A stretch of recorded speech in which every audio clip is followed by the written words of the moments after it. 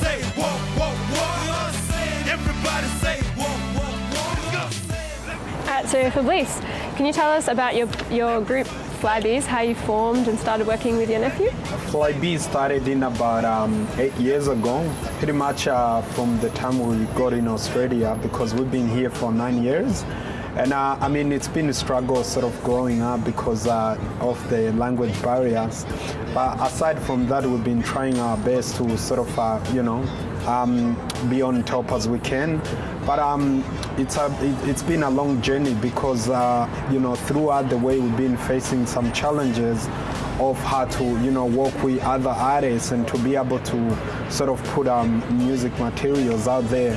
But it's been great because throughout the way as well, we've been finding great people to work with us, such as Paul Stewart, who's been sort of our main mentor, such as Paul Kelly, who we just done a song with. And then throughout the way, due to the message we was giving out, in 2012 we launched our debut album, which is Just Passing Through, and it's been getting good outcome and all that. But Fablice is just it's a duo formed by me and my nephew Gistom, and it's been great, and it's been fun.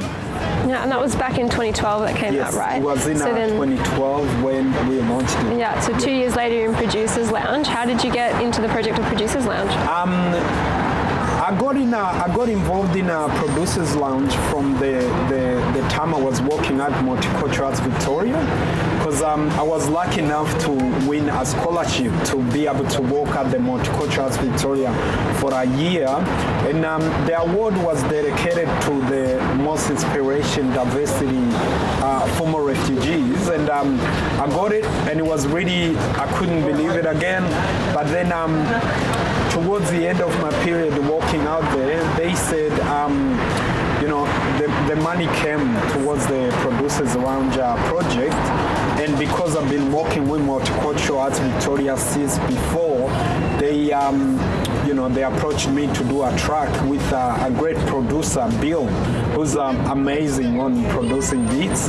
And then, I worked with him, and we produced a song called Rise, and the song has a unique message focusing on the current situation of Indigenous is in Australia, about closing the communities.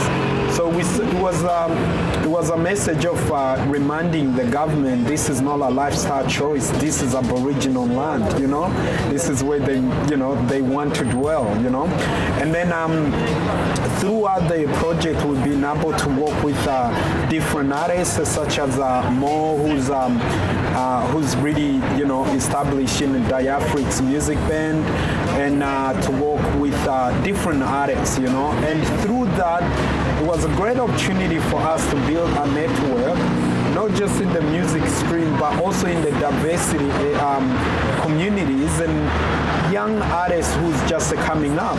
And for us, let's say, like for me, being able to have a little bit experience in music industry, it was a great opportunity for me to give back to these new artists and be able to show them where the movement can be placed. And I do thank Multicultural Arts Victoria for giving an opportunity to us like this, because the other thing is that, we live in a world where music, especially hip-hop music and R&B, in Australia is not being supported well. So to be able to have organizations such as Multicultural Arts Victoria noticing this and be able to help us, it's been a great journey and a great opportunity. What do you think are some of the things that you took away from the people you worked with?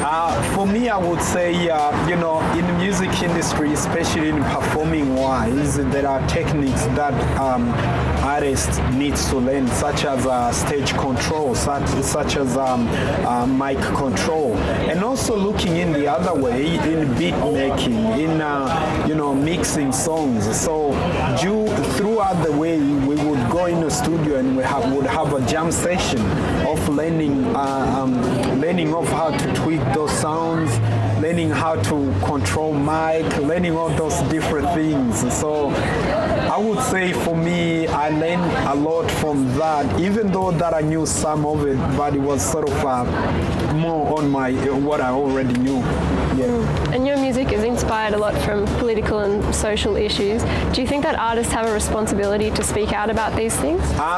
They should, even if they've been pushed down, they should, you know, because like I personally looking at the world right now, I think there is a lot of gaps we need to fill, especially in freedom, especially in justice, you know.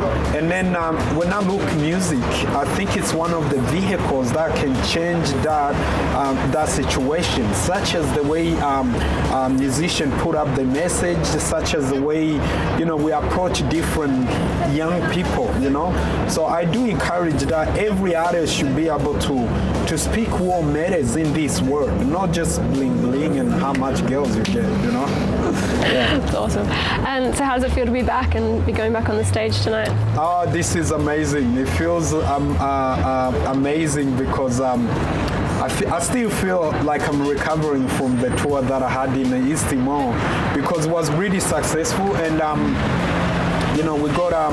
we got a great chance to be able to catch up with distinguished guests such as Rama Squatter, who was the former president of East Timor and also Nobel Peace Prize winner.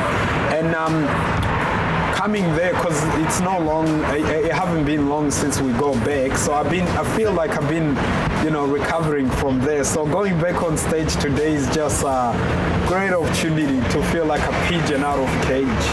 Yeah. Everybody say what, what? This side say what? Fly peace. Melbourne, thank you very much. You know what time it is?